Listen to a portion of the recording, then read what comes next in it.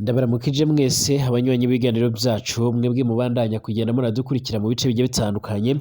abadukurikira by'umwihariko muri ngaha ku mugabane wa Afurika ndetse n'abadukurikira ngaha mu gihugu cacu c'u Burundi, abadukurikira muherereye irya nino kw'isi mwese turabaramukije tubaha ikaze muri ino weekend, tukaba turi kuri wa gatandatu kw'igenekerezo rya 31 Myandagaro umwaka wa 2024. Uyu musi niwe wa nyuma kugira ngo tubashe kuba twoshira akadomo kuri uku kwezi kwa Myandagaro canke ukwezi k'umunani. Ndabaramukije mwese abanywanyi b'ibiganiro vyacu muherereye hose irya hino kw'isi. Dore ingingo nkuru rero turaza kugenda twibandaho muri kino kiganiro cyacu nk'uko amakuru akomeza kugenda atugeraho, by'umwihariko turaza kuyatangurira ngaha muri kino gihugu c'u Burundi. Hari amakuru akomeza kugenda avuga yuko rero by'umwihariko mu gihe imbonera kurenga muri kino gihugu c'u Burundi ziteguye kwizihiza uyu musi, by'umwihariko ziraza kuba ziri mu birori bidasanzwe nk'uko amakuru akomeza kugenda adusumira, by'umwihariko ku kibuga c'indege mpuzamahanga ca Bujumbura cyitiriwe Melchior Ndadaye hakaba hazindutse haratorwa amagarinade ashika kuri 5 yose, abivugwe ko rero by'umwihariko hatanguye kugenda harakorwa itohoza kugira ngo habashe kuba homenyekana ingene ndetse n'impamvu ndetse n'ubo bagerageje ivyo bikorwa nk'uko bikomeje kugenda bigaragara. Ni ibikorwa kandi byongeye guhamura abatari bakeya mu nyuma y'uko kandi iyi grenade yari maze guturikana umuntu umwe nk'uko bikomeje kugenda bigaragara, ndetse akaba ari n'umwe mu bajejwe umutekano aho ngaho ku kibuga c'indege. Icakora ntago habashije kuba homenyekana neza niba yo ari umusirikare canke yeba ari umupolisi. Icakora ibi byose bibaye mu gihe ku munsi w'ejo haheze twariko tubashikiriza amakuru yavugaga yuko rero umuhariro w'igitabara wavuze yuko witeguye guhangana ku buryo bukomeye cyane n'igisirikare c'u Burundi, nyuma yuko bari bamaze kugenda baratahura yuko ico gisirikare cya kirimo kirategura ibitero karabutaka bashobora kuzagaba kuri kino gihugu, kuri uyu muhari wa Reditabara usanzwe ukorera muri Kivu y'Amajyepfo mu gihugu ca Republika Iharanira Intwaro Rusange ya Kongo. Ibintu birongeye birakomeye rero ngaha mu gihugu c'u Burundi, aho by'umwihariko abanyagihugu batanguye kugenda barakemanga. Ni mu gihe kandi ico kibuga mpuzamahanga c'indege ca Bujumbura cyitiriwe Melchior Ndadaye, by'umwihariko ico kibuga hari amakuru akomeza kugenda adushimangira ndetse anavuga yuko by'umwihariko ibintu bikomeje kugenda birazamba mu gihe ariho nyiricubahiro Evariste Ndayishimiye yari aherutse kuherekeza, aho yari mu muhango wo gutanguza ku mugaragaro ndetse no gushyira ibuye fatizo mu gusana ndetse no kwagura ico kibuga c'indege. Ariko kandi mu bihe bidasanzwe, mu bihe bigiye bitandukanye, hari amakuru yanavugaga yuko rero kuri ico kibuga hagiye haratorwa ibiziga bigiye bitandukanye, ariko abantu bakaba batarigeze bamenya ingene ndetse by'umwihariko n'uburyo byaba byarahageze, ndetse bakaba baragiye bagaragaza ndetse by'umwihariko banavuga ko bakomeza kugenda bibaza ndetse by'umwihariko banatangarira uburyo ibyo biziga byoba byaragiye bigerwa aho ngaho mu gihe ibyinshi basangaga byaranangiritse ku buryo bukomeye cyane. Urwego rw'iperereza ngaha mu gihugu c'u Burundi hari amakuru rwamaze kugenda ruratangaza, nanjye ndaza kugenda ndakubwira muri ano makuru nk'uko bikomeje kugenda biratangazwa. Hari amakuru kandi akomeje kugenda agaragara ngaha muri kino gihugu c'u Burundi, aho hakomeje kugenda haratoragurwa ibiziga by'abantu nk'uko amakuru akomeza kugenda aradusumira. Mbere yuko mbabwira, reka nzi kubabwira yuko Igitega umukenyezi yikekaga yuko rero yaba yagwaye ingwara y'akaranda k'inkende yituye ivuriro mu gisagara ca Gitega asubira inyuma atavuye, kuko rero yatinye ko bohava bamusaba amahera. Iki gihugu cacu c'u Burundi gikomeje kugenda by'umwihariko kigaragaramo rero bamwe mu bantu bakomeje kugenda barandura iyi ngwara ku buryo bukomeye cyane, aho abanyagihugu bakomeje kugenda bariyongera ku buryo bukomeye cyane, nyamara bakaba bakomeje kugenda biyongera mu gihe ataba ubushobozi ndetse by'umwihariko n'ubundi buryo ico gihugu c'u Burundi gishobora kuba cyoronka bwo kwita ndetse no gufasha abanyagihugu, mu gihe abanyagihugu bakomeje kugenda bavuga yuko ubuzima buzimvye muri kino gihugu c'u Burundi, ndetse bakaba badatinya kugenda bagaragaza neza yuko ibibazo bikomeje kugenda biraba byinshi.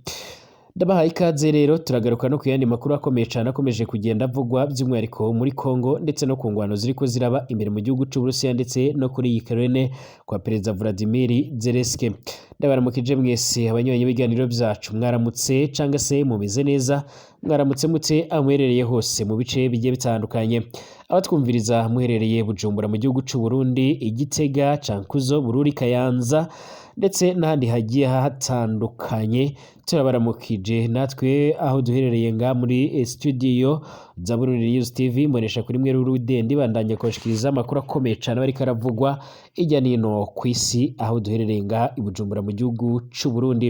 abatwumviriza muherereye mu bihugu bigiye bitandukanye birimo nga ku mugabane wa Afrika birimo Rwanda, Uganda, Congo, Kenya ndetse na Tanzania n'ibindi bigiye bitandukanye birimo nka Mali, Zambia, Mozambique ndetse n'ahandi hose muri Republika ya Centrafrica ndabizi hari y'abarundi n'abanyarwanda babasha kuba bo twumviriza ndetse n'abanyekongo mwese turabaramukije tubifuriza ibihe byiza cyane abadukurikira bari mu bindi bihugu bigiye bitandukanye ijya nino kwisi namwe turabaramukije tunabahaye ikaze by'umwihariko mu makuru akomeye cyane akomeje kugenda aravugwa aho twibanda ku biriko biravugwa muri politique diplomasi ndetse n'ibindi bigiye bitandukanye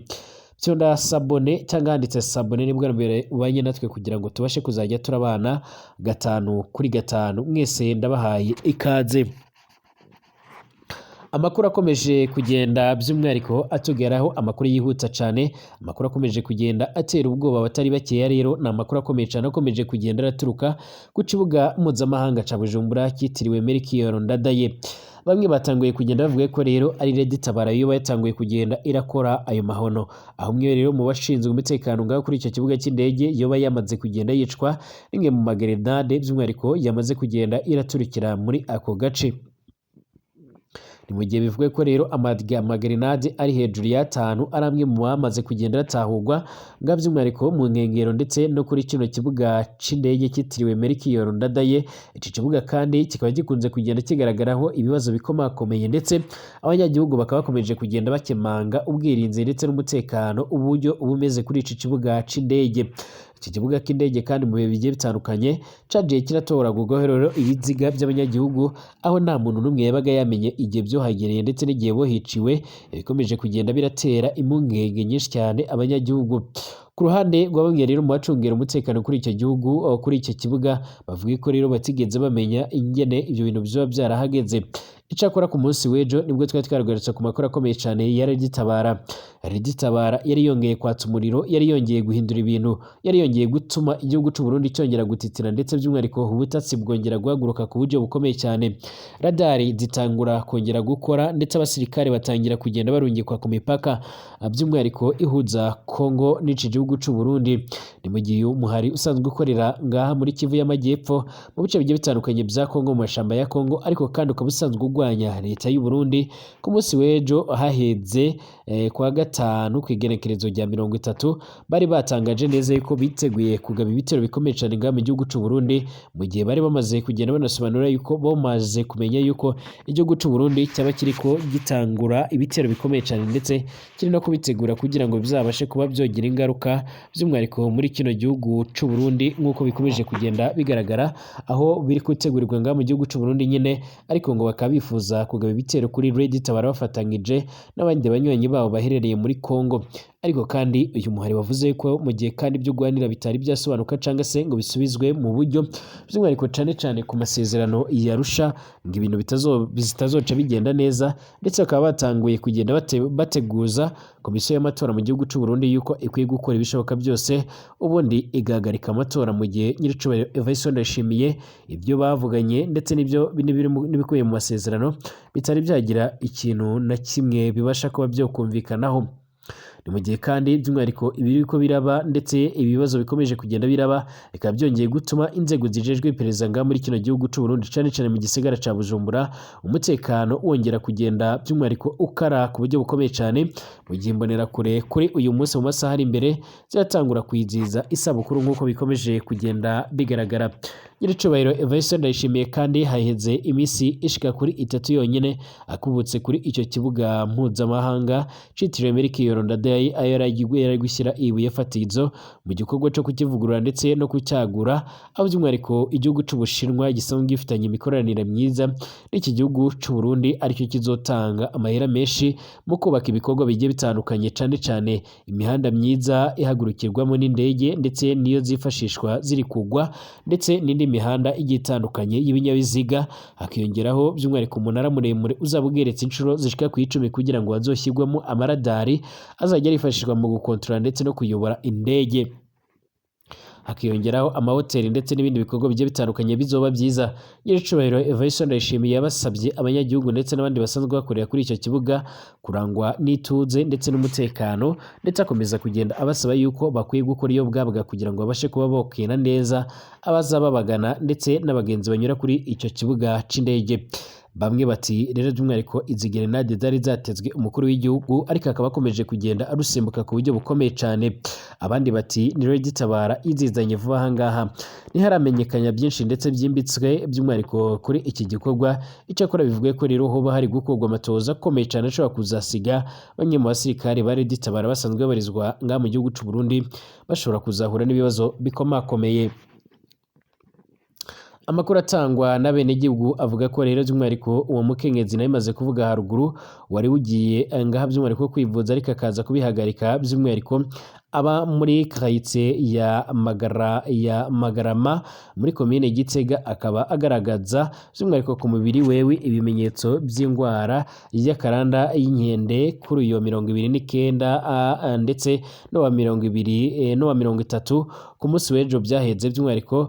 nk'uko bikomeje kugenda bigaragara abamubonye bavuga ko rero ibyo bimenyetso yarakomeje kugenda arabigira. Uwo mukenyezi kandi ngo yituye ivuriro kugira yivuze, by'umwihariko mu nyuma asubira muhira atavuwe. Amakuru rero yahanahanywe hagati y'abenegihugu bo mu gisagara ca Gitega havuga ko rero uwo mukenyezi yumvise bamusabye amahera maze nawe atayafise aca ahitamo gusubira mu nyuma, aca yisubirira muhira nk'uko bikomeje kugenda bitangazwa. Icakora bamwe mu banyagihugu bagiye batandukanye cane cane higanjemo abakoresha imbuga ngurukana bumenyi nga mu gihugu cacu c'u Burundi baje kwamaganira kuri rero ibyo bikorwa bigiye bitandukanye biriko birakogwa, aho bamwe bavuze ko ari ubusuma bukomeye cyane buriko burakogwa namwe mu baganga bakorera kuri iryo vuriro. Bakomeza kugenda bavuga ko rero by'umwihariko bari bakwiye kuba bofasha umuntu kugira ngo aze kuba yo kwanduza abantu benshi. Abajejwe intwaro muri Kayitiye Magarama rero by'umwihariko bavuga ko rero abaganga baciye babimenyesha mu ntwaro kugira ngo rero umukenyezi aronderwe ajanwe kwa muganga mu muhingamo. Rero uwo mukenyezi ndetse n'umushingantahe wiwe rero bahavuye bashikanwa mu bitaro mpuzantara bya Gitega, aho bariko rero barakurikiranwa kuko bikomeje kugenda biratangazwa. Kuri ico kibazo kandi muganga Jean Damascene Bayubahe arongoye akarere rero k'ubuvuzi ka Gitega hamenyesha ko uwo mukenyezi atawamusavye amahera imbere, ahubwo ko rero by'umwihariko akiriko arakigwa yaciye anyegera arataha, ariko kandi guca bamurondera bafatakanyije n'abajejwe intwaro bakaba bahise barabikora bwangu kugira ngo abashe kuba yokongera gufatwa. Amenyesha kandi ko rero umurwayi wese yiketse iyo ngwara by'umwihariko icutirwa ari ukujya ku ivuriro kugira ngo abashe kuba yorekora amagara yiwe ndetse n'ayandi bagenzi biwe. Uwo mukenyezi rero by'umwihariko ngo yakiriwe kandi by'umwihariko ariko kandi arakurikiranwa neza. Ahamagarira kandi abenegihugu kwihutira kwitwara ku mavuriro abegereye mu rwego rwo kugira ngo babashe kuba bofashwa cyangwa se babashe kuba bohabwa ibikorwa bishobora kuba bizobafasha nk'uko bikomeje kugenda bigaragara. Inkuba yarakubise abantu bashika kuri babiri, abandi bashika kuri babiri barakomereka nk'uko bikomeje kugenda biratangazwa. Ibyo ni byaraye bibaye by'umwihariko ku mutumba wa Gahosha komine Gitobe intara ya Kirundo, hari by'umwihariko ku munsi w'ejo ku munsi wa gatanu kw'igenekerezo rya 30 Myandagaro umwaka wa 2024 nk'uko amakuru akomeza kugenda atugeraho. Nk'uko byemezwa rero na musinateri wa komine Gitobe Geraldine Dusabe, rero hari mu masaha by'umwihariko 8 z'umuhingamo, aho rero inkuba yakubitaga ku muhana rero mukuru uwo mutumba wa Gahosha, maze abana bashika kuri babiri, umwe w'imyaka ishika kuri 5 ndetse n'undi w'imyaka 17 bahasiga ubuzima. Ibiziga byabo bikaba byaciye bishikanwa rero mu buruhukiro bw'ibitaro bya Gitobe, naho rero abandi bashika kuri babiri baje gukomereka bakaba bajyanywe mu bitaro kugira ngo babashe kuba bovugwa. nk'uko bibandanya rero gushikirizwa na Gerardine ndetse no mu mwaka uheze kuri uwo mutumba inkuba rero ngo yarakubise umwana imusanze mu nzu aca aritaba Imana nk'uko bikomeje kugenda bigaragara. Birasa naho rero ibibazo bikomeje kugenda birasuga birugariza iki gihugu cy'u Burundi, ariko ibintu bikaba bikomeje kugenda birafata indi ntera mu gihe abanyagihugu nga muri kino gihugu bakomeje kugenda baramaganira kure bimwe mu bikorwa bikomeje kugenda biragaragara. Nyiricyubahiro Evariste Ndayishimiye rero birasa naho nawe yananiwe gukemura ibibazo bigiye bitandukanye bikomeje kugenda biraba, haba ibura ry'igitoro rikomeje kugenda riravuza ubuhuha, ndetse abanyagihugu benshi bakaba bakomeza kugenda bashimangira ndetse banagaragaza neza ko bakomeje kugenda baragira impungenge z'ibibazo bigiye bitandukanye, cyane cyane ku ibura ry'igitoro ndetse ibura ry'amahera, amahera yataye agaciro, ibura ry'akazi, ubuzima buzimye ndetse n'ibindi bigiye bitandukanye. Akaba ariho bakomeza kugenda barahera bavuga ko rero uyu mukuru w'igihugu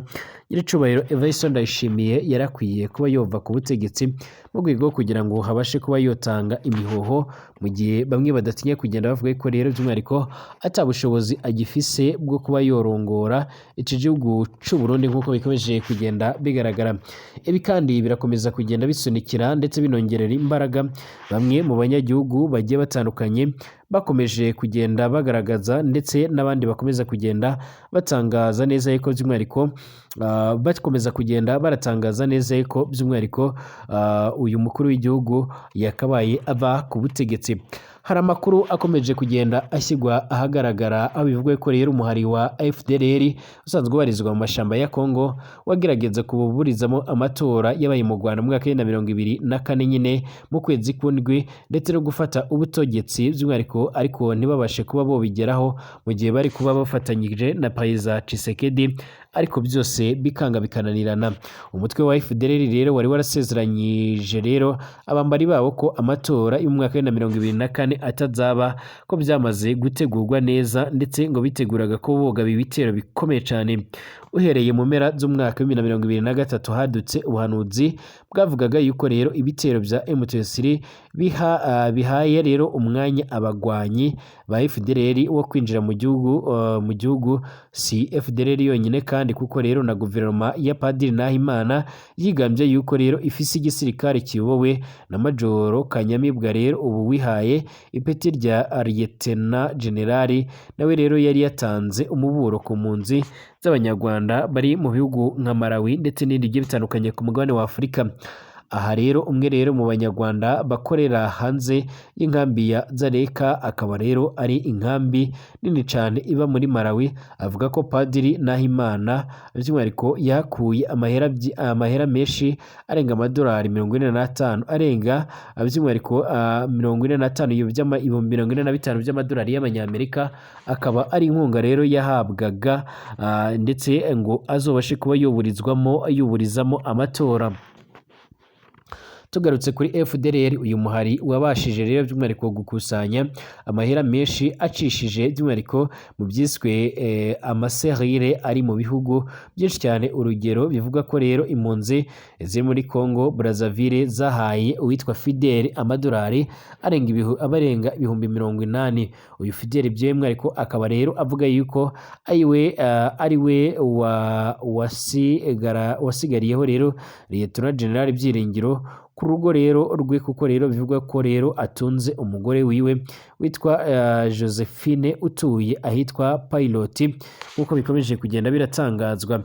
Ayo mahera kandi yahawe Fidel yaba yarahise rero ayoherereza umutwe wa FDLR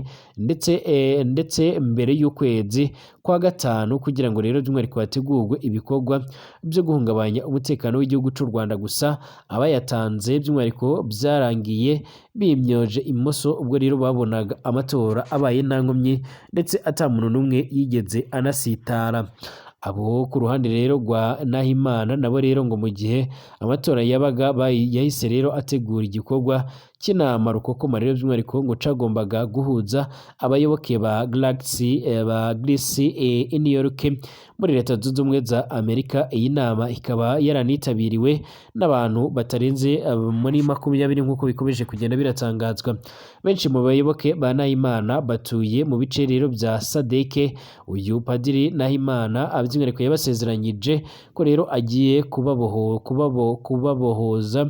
kubahoza amarira batewe na FDLR bamaze imyaka ishika kuri 20 baha ibifaranga, ariko kandi ikaba atakintu na kimwe irakora ko we na mugenzi wiwe rero aribo bagiye gukora ibikomeye cyane, ariko ariko barategereje, amaso yakomeje kugenda arahera mu kirere. Umwe mu bagwanyi ba leta by'umwihariko y'u Rwanda, Sylvie Mukanyiko, umwe mu bagwanya leta y'u Rwanda yitwa Mukanyikwe, yavuze ko Padiri Nahimana Thomas ari injiji by'umwihariko kandi ubana nawe rero akamara amezi 6 abatarabona we aba afise ubwenge buri munsi y'ubwinka. Umutwe wa FDLR kandi uwo Mukanyiko kimwe rero n'abandi bagwanya leta bawushinza kuba rero warahindutse ikigo c'ubucuruzi kubera amahera wakira ukoresheje ibipindi, aho bakunze kugenda bagerageza kumvikanisha ndetse no kugaragaza neza ko buba biteguye ibikorwa bigiye bitandukanye, cyane ibikorwa baba bavuga ko rero bigomba kuba byotanga umusaruro, cyangwa se ibindi bikorwa bigiye bitandukanye bavuga ko rero birimo gushaka gutabara ndetse no gufata ubutegetsi, ariko byose byarananiranye. Ndabashimiye, twongeye gusubira mu masaha ari imbere.